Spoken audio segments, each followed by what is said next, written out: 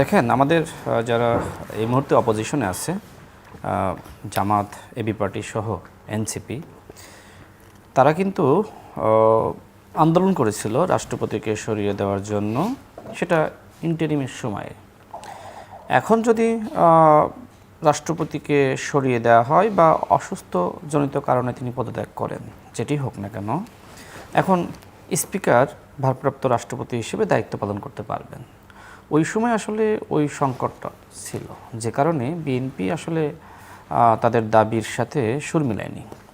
তবে এখন মোটামুটি গভর্নমেন্ট খুবই স্থিতিশীল এবং এই মুহূর্তে আসলে রাষ্ট্রপতিকে সরিয়ে দেওয়া বলেন বা তিনি পদত্যাগ করুক, যেটি ঘটুক না কেন, আসলে এই মুহূর্তে কোনো সংকট সৃষ্টি হওয়ার সম্ভাবনা নাই। এই মুহূর্তে আমার মনে হয় যে অপোজিশনে যারা আছে তারা তো খুশি হওয়ার কথা, তাদের দাবি তো পূরণ হচ্ছে, তাই না? এটা নিয়ে তো নানানমুখী প্রশ্ন, কথা বলা উচিত না। তবে এটি সত্য যে রাষ্ট্রপতিকে একদম শুরুতে যদি সরিয়ে দেওয়া যেত সেটি ভালো হতো। সেই কাজটি এনসিপি মূলত করেনি। তাদেরকে কে পরামর্শ দিয়েছিল আমি জানি না, বাট তারা মূলত ক্ষমতায় দ্রুত বসার জন্য তারা ভাবছিল যে আমাদেরকে দ্রুত ক্ষমতা দখল করতে হবে, বসতে হবে, উপদেষ্টা হতে হবে, মন্ত্রী হতে হবে।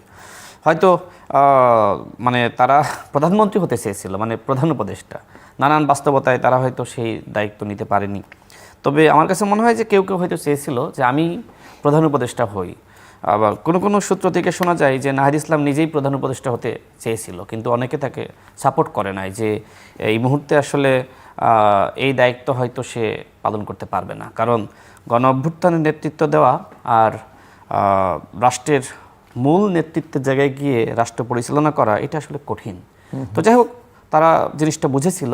তবে তারা যে ভুলটা ওই সময় করে সেটি হলো রাষ্ট্রপতির হাতে শপথ নিয়েছে। বিপ্লবী সরকারের কথা তারা বলে যে আমরা বিপ্লবী সরকার গঠন করতে চেয়েছিলাম। আমার মনে হয় যে মঞ্জু ভাই বাধা দেয়নি, আমির রাশেদ খানও বাধা দেয়নি, সে এখানে তো আছে। মূলত তারা নিজেদেরকে নিজেরাই বাধা দিয়েছে।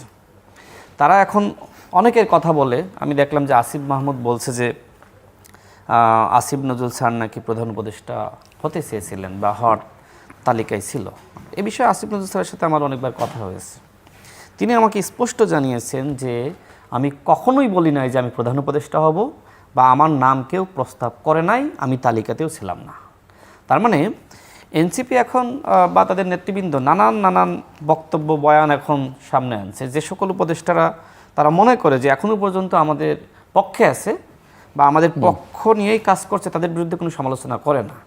আর যে সকল উপদেষ্টারা নির্বাচনের পক্ষে ছিল, যেমন আসিফ নজরুল সাহেব, এরপরে সালেউদ্দিন আহমেদ, ওয়াহিদুদ্দিন মাহমুদ, তারা তিনজন নির্বাচনের পক্ষে শর্টসার্ট ছিলেন। অন্তর্বর্তীকালীন সরকারের মধ্যে একটি চক্রান্ত তো ছিল যে নির্বাচন দিব না।